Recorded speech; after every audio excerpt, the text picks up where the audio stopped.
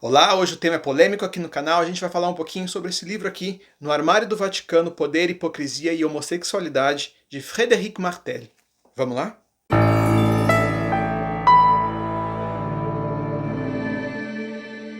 Antes de começar a falar sobre esse livro, eu gostaria de deixar claro uma coisa.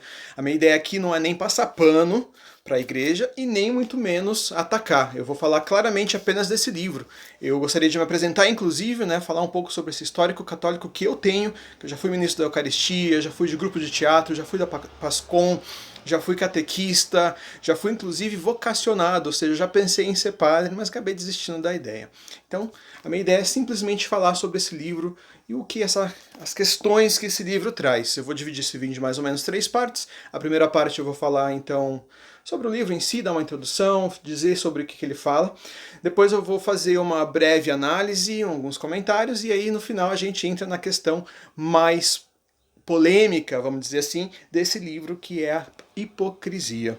A gente vai entrar um pouco nessas discussões mais filosóficas, obviamente, na terceira parte do vídeo.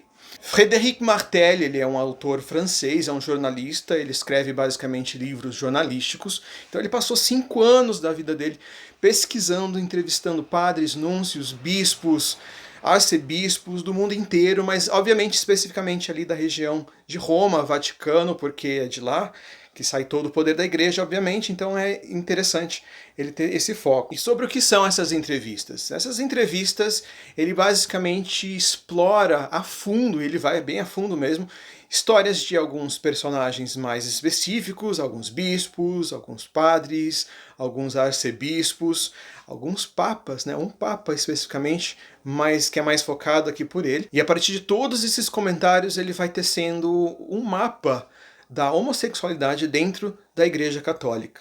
Como ela é? Ele basicamente denuncia ali um monte de fatos, de questões que acontecem de fato dentro da Igreja Católica. Ele tem uma posição muito interessante aqui, que é respeitar as pessoas que estão envolvidas na história. Então, se o padre ou o bispo são pessoas que já faleceram e ele tem provas para dizer que aquela pessoa era homossexual, ele vai tirar do armário essa pessoa. Se ele não tem provas, ele não entra nesses méritos. Caso o bispo, o padre, etc., sejam pessoas que ainda estão vivas, e ele teria argumentos para dizer que essa pessoa é homossexual, ele respeita, ele não tira essa pessoa do armário porque ela está viva ainda. O que ele faz é usar, às vezes, pseudônimos. Ele troca o nome e avisa a gente que está trocando o nome dessa pessoa e continua contando a história. Ele acaba dividindo esse livro em 4 partes, cada parte tem como um centro focal um dos papas. Ele começa com o Papa Francisco, que é o Papa atual, ele vai então para o Papa Paulo VI, João Paulo II, Bento XVI, e ele cria uma narrativa ao longo dessas 4 partes que vão crescendo em denúncias, que vão crescendo em fatos chocantes, inclusive. Ele passa argumentando por conclusões. Então, a cada história que ele vai contando, ele vai tirando uma pequena conclusão. Sendo que a principal conclusão delas, que a gente vai entendendo desde o começo, é justamente a questão de que aqueles membros do clero, sejam bispos, sejam padres, que são extremamente homofóbicos nas homilias, na postura política, inclusive, posicionamento político, são os homossexuais praticantes da igreja. Eu já tinha gravado uma versão desse vídeo antes e eu fui editar agora há pouco, resolvi regravar justamente porque eu entendi que eu não estava confortável contando os casos, narrando os casos que esse livro vai trazer de questões graves, sérias de homossexualidade dentro da igreja, e portanto eu não vou tentar me repetir aqui.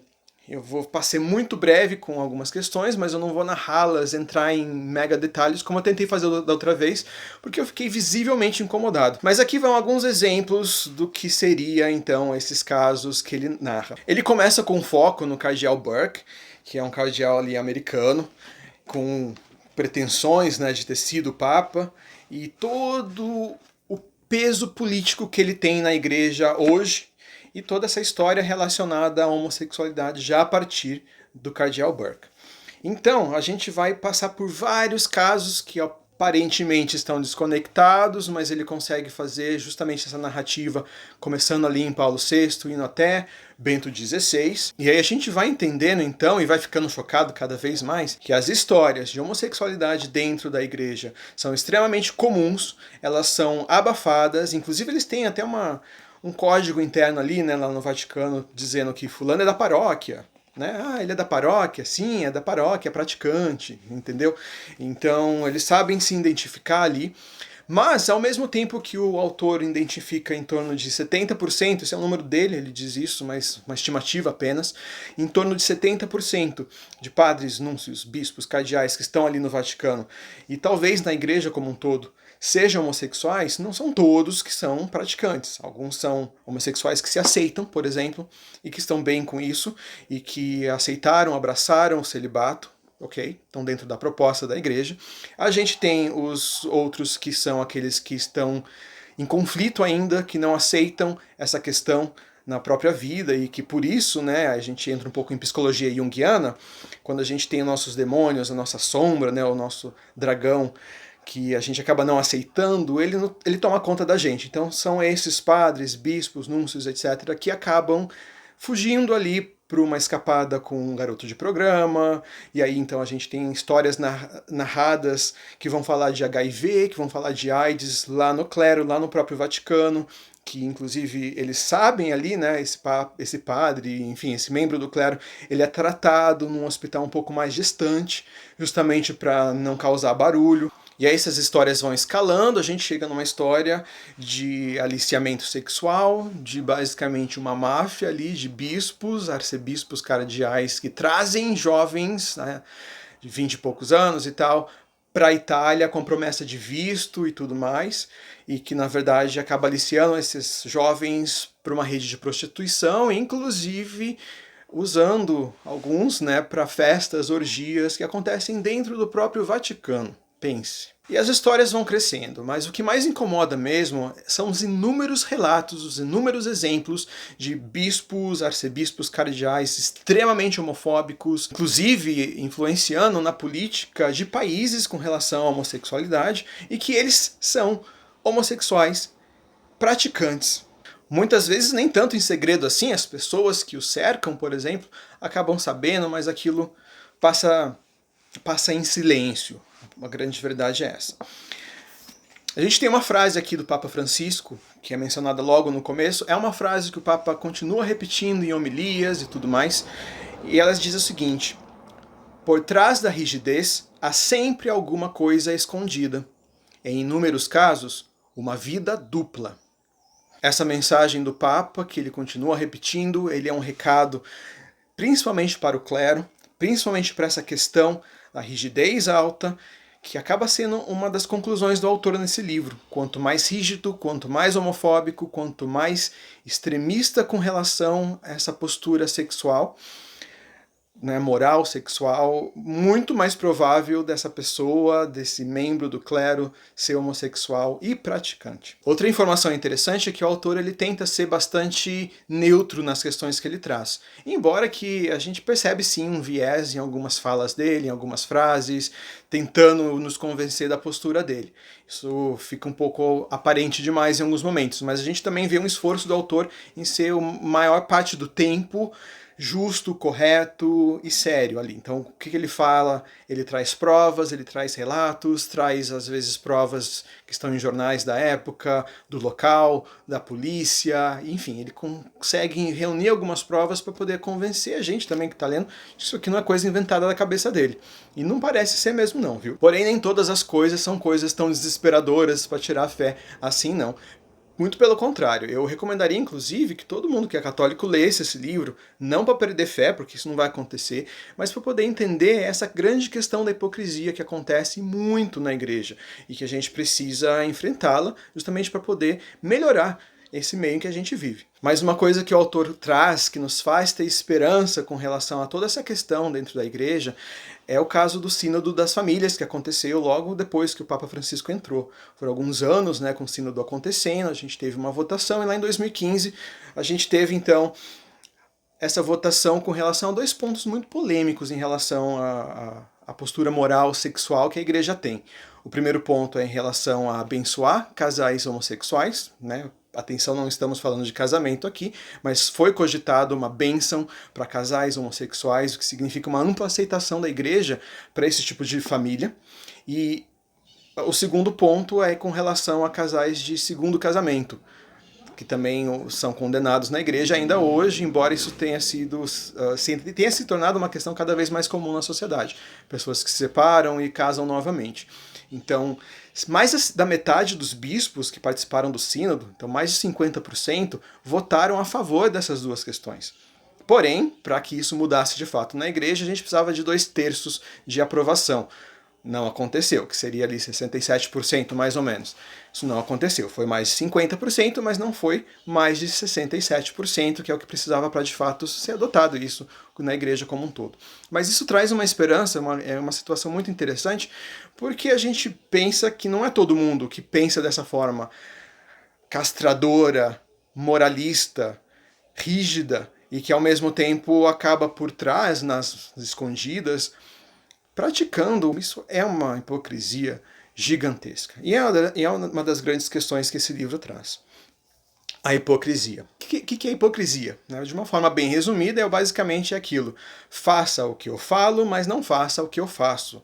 Porque eu estou certo quando falo, mas o que eu faço, eu prefiro que você nem saiba exatamente o que acontece ali por trás dos bastidores. O grande problema da hipocrisia é que ela funciona como uma máscara, como uma distração para todo o povo. É uma forma de manipulação também. Qual foi o resultado de tanta pregação, de tanta oração, de tanto tempo de adoração, se não uma vida com foco com base em hipocrisias?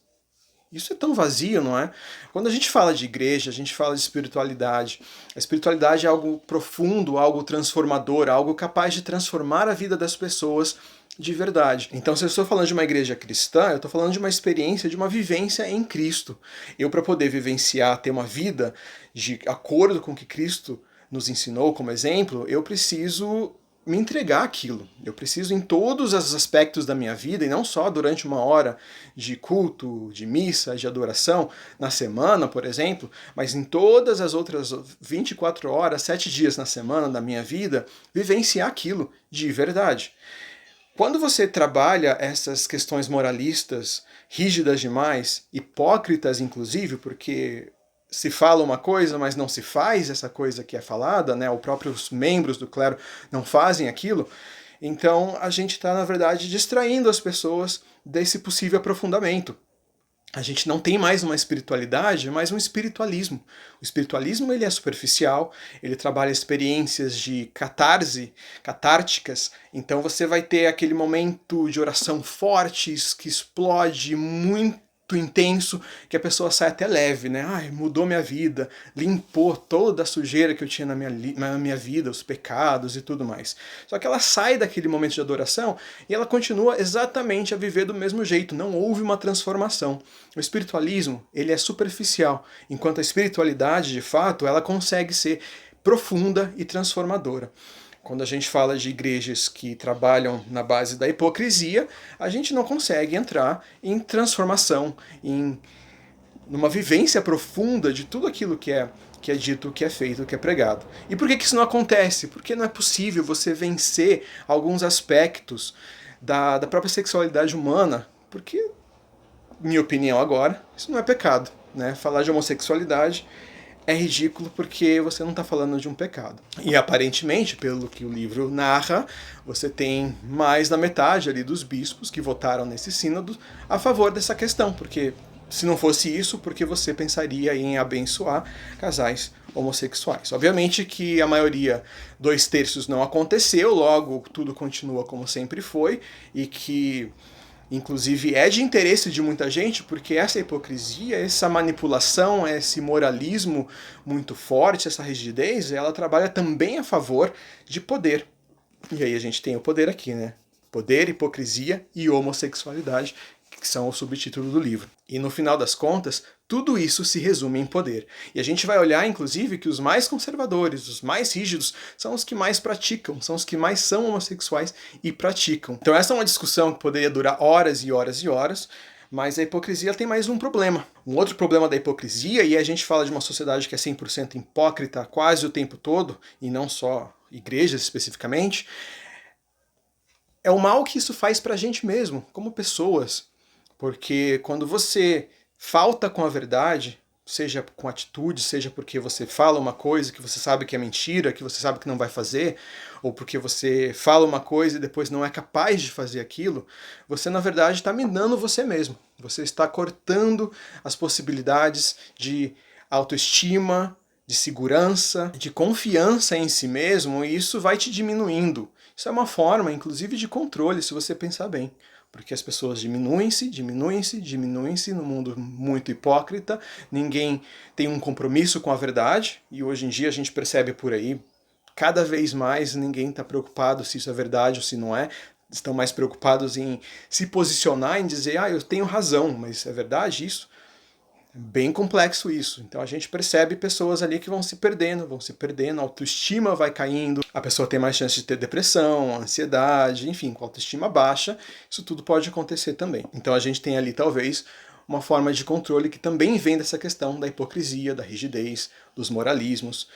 É um jeito de distrair as pessoas para as questões importantes, é um jeito de distrair as pessoas para o que realmente importa na vida, no crescimento pessoal e espiritual de cada um, no autoconhecimento de cada um. É um jeito da pessoa que está falando arrumar um inimigo comum, ficar no poder, permanecer no poder. É só a gente refletir um pouquinho sobre o nosso mundo de hoje, não precisa nem ir muito longe. Pega alguns exemplos de questões já relacionadas a igrejas e homossexualidade, por exemplo, e vê se não é mais ou menos por aí que acontece. Bom, isso tudo é uma reflexão, espero que você tenha gostado desse vídeo. Por favor, deixa o like, inscreva-se no canal, compartilhe o vídeo, me inscreve ali também no meu Instagram. Ficamos por aqui hoje e até mais!